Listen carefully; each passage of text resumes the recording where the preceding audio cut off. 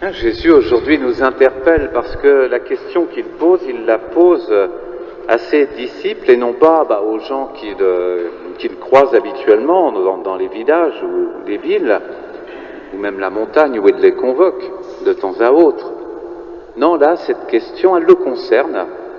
Et elle le concerne vraiment fortement, intimement, même si c'est sa réputation générale qui est en jeu. Qui suis-je? Pour les gens, qui suis-je? Alors là, vous voyez, il n'essaye pas, il ne demande pas aux gens eux-mêmes pour corriger leur vision éventuelle. Non, non, c'est à ses disciples. Là, ce qu'il veut mesurer, Jésus, c'est leur capacité, leur maturité spirituelle, leur capacité à être instruits par Dieu lui-même, par le Père, comme il le dit à Pierre.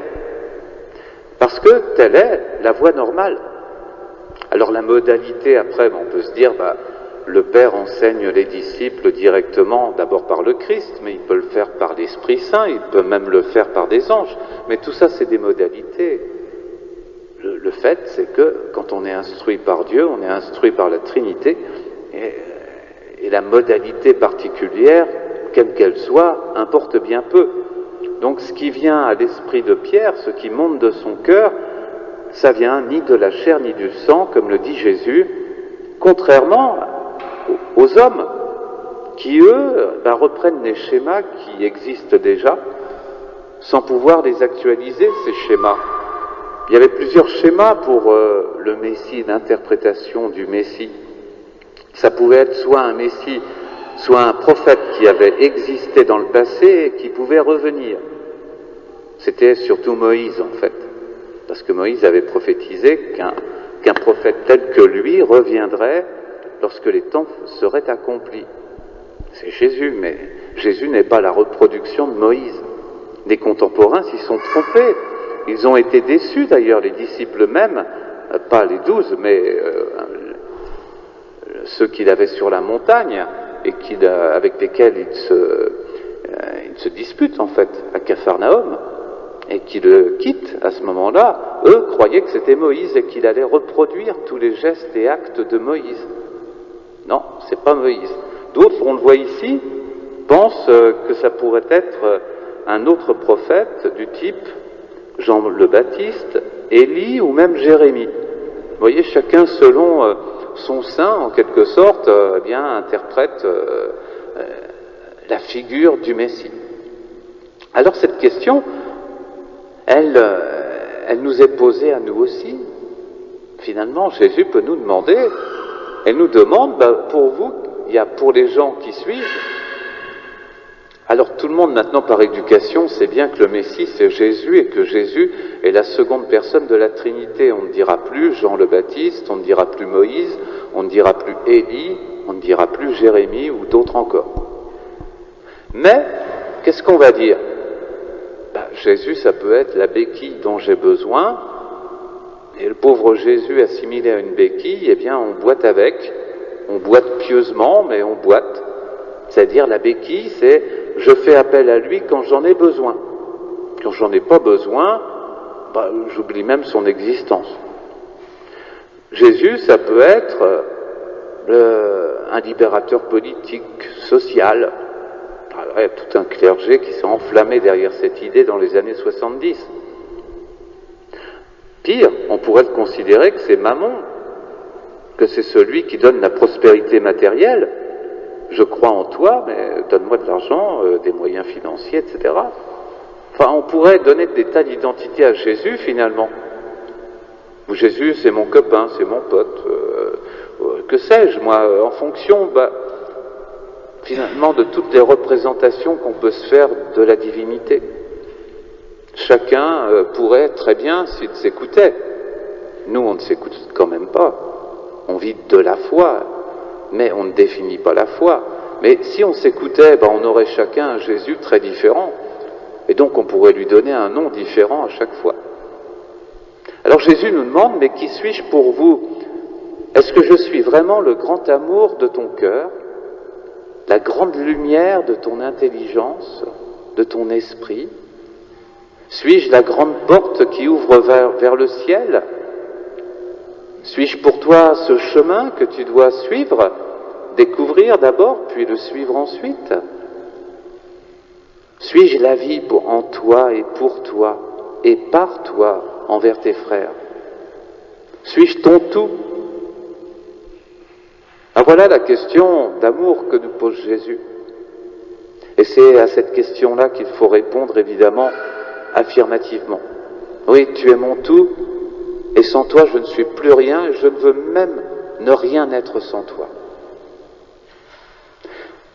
Et alors Jésus pourra nous confier quelque chose de l'Église, de son trésor, du trésor de son cœur, car telle est l'Église. Comme à Pierre. Là, c'est pas la chair et le sang qui t'ont révélé cette information sur tu es le Messie, le Fils du Dieu vivant. Non, pour ça, il faut vraiment un coup de pouce d'en haut. Il faut être instruit d'en haut. Et ça, eh bien, c'est donné quand on a la foi. Dieu est le garant de la vie de l'Église. Je te donnerai les clés, et l'Église, la puissance de la mort ne prévaudra pas sur elle. Rendez compte d'une alliance. La mort qui tenait l'humanité en échec jusque-là n'est pas épargnée, c'est vrai, physiquement, mais elle est tenue désormais en échec du seul point de vue qui nous intéresse, celui d'éternité, celui de la survie de notre âme, ce point de vue spirituel, le point de vue de la foi. Et Dieu est le garant de la vie de l'Église, donc l'Église ne risque rien. Pas la peine d'essayer d'être hyper performant, enfin je veux dire, il faut, mais il ne faut pas tout transformer avec nos critères humains d'efficacité. Il faut d'abord aimer Dieu, être tout entier donné à lui. Et il faut le refaire chaque jour, ça c'est pas une seule fois.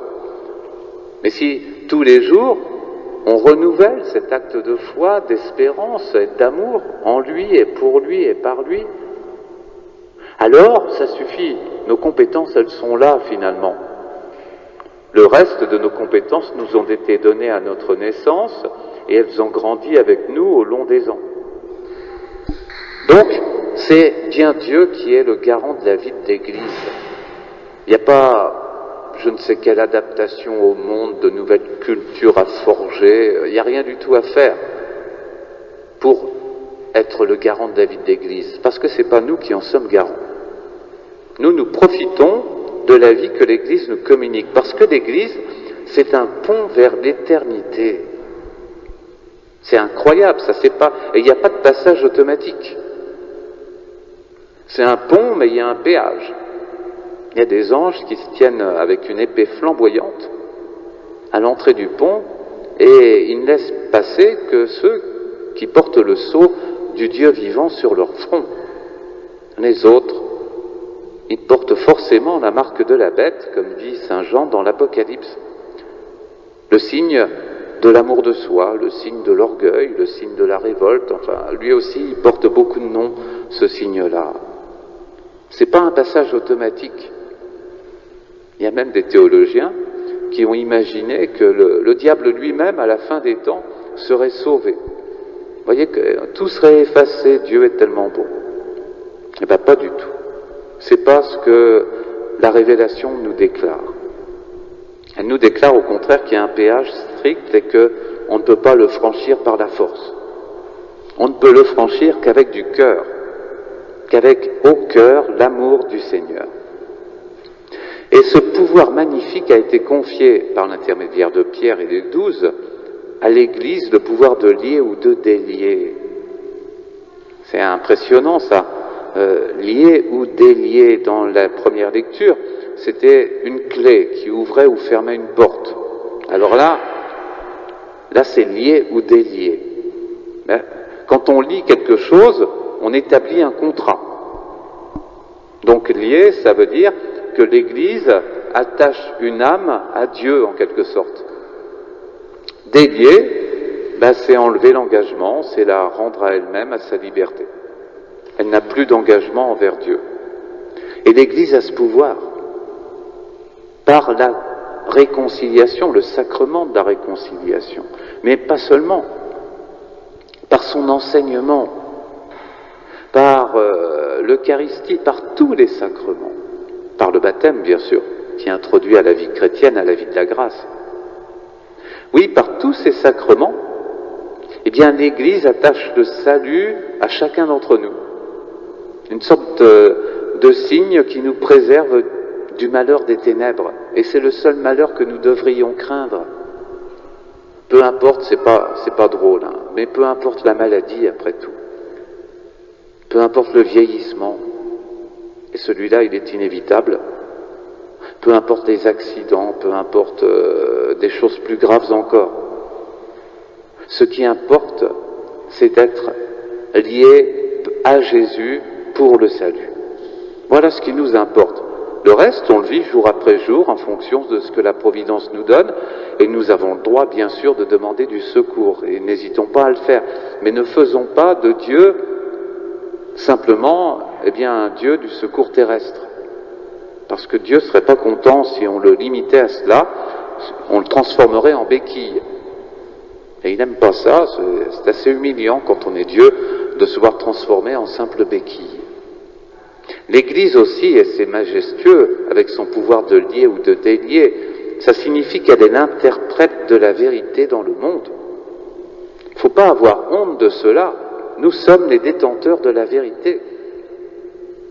Il y a des complexes qui nous viennent du mauvais conseiller, du diable, qui semblerait dire que pourquoi vous auriez la vérité alors qu'il y a tant d'hommes qui pensent différemment de vous? Eh bien, parce que nous pensons selon Dieu. Et si vous ne pouvez pas l'imaginer, tant pis pour vous, je ne suis pas chargé de vous convaincre, je suis seulement chargé de vous le faire savoir. Comme disait Bernadette, au moment des apparitions à Lourdes. L'Église est l'interprète de la vérité. Et elle est à ce titre la vraie lumière du monde. Et il faut vraiment rendre grâce à Dieu d'appartenir à l'Église, à ce corps qu'est l'Église.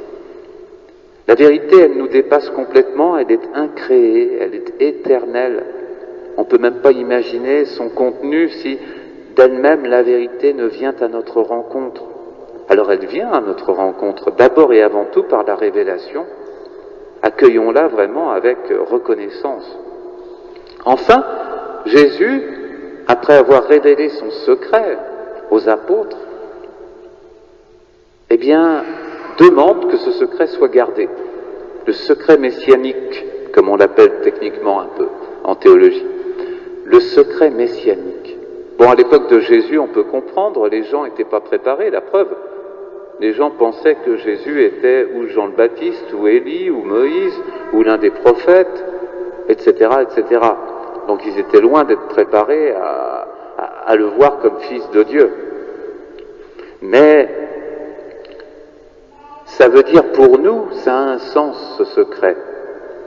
Jésus attendait, lui, sa résurrection pour qu'il soit proclamé au grand jour son identité véritable. Mais ce secret qu'il avait soin de conserver durant la vie publique signifie que même quand on connaît Dieu, Dieu demeure inconnaissable s'il ne se révèle lui-même. Ça veut dire concrètement que chacun doit partir à sa découverte. Chacun doit découvrir Dieu. Pensez à Sainte Monique que nous fêtons aujourd'hui, la mère de Saint Augustin. Elle avait une grande foi, cette femme. Et elle aimait vraiment énormément son fils. Mais c'est pas elle qui a pu communiquer la foi à son fils. Elle a essayé de toutes les façons. Mais il a fallu qu'Augustin découvre Dieu par lui-même, le veuille d'abord, et puis ensuite, à tâtons, petit à petit, découvre ce Dieu et le rencontre, et le choisisse. Et c'est pas Monique, avec tout l'amour, tout le désir qui était le sien, qui a pu le réaliser. Donc c'est pareil pour l'Église. L'Église, elle est comme Sainte Monique envers les hommes. Elle peut annoncer, désirer, supplier Dieu d'envoyer ses grâces, mais Dieu reste incommunicable. Incommunicable non pas au sens absolu, mais au sens où chacun doit faire l'effort de cette ouverture du cœur et de l'intelligence pour le rencontrer. Mettre en pratique les commandements. Les commandements, c'est précieux. Il ne faut pas les confondre avec ceux du monde, tous les commandements, et on n'en a pas beaucoup finalement. Donc il faut les garder, ceux-là. 10 commandements fondamentaux et puis des commandements sur le mariage, sur les sacrements. Donc, ben voilà, Jésus nous demande, qui suis-je pour toi aujourd'hui? À chacun de répondre. Est-ce qu'on va répondre selon le monde, selon ce que dit le monde, selon ce que dit la nature humaine en général, quoi? Ou répondrons-nous selon notre expérience personnelle et lui dirons-nous son nom secret, le nom incommunicable, mais que le Père nous communiquera?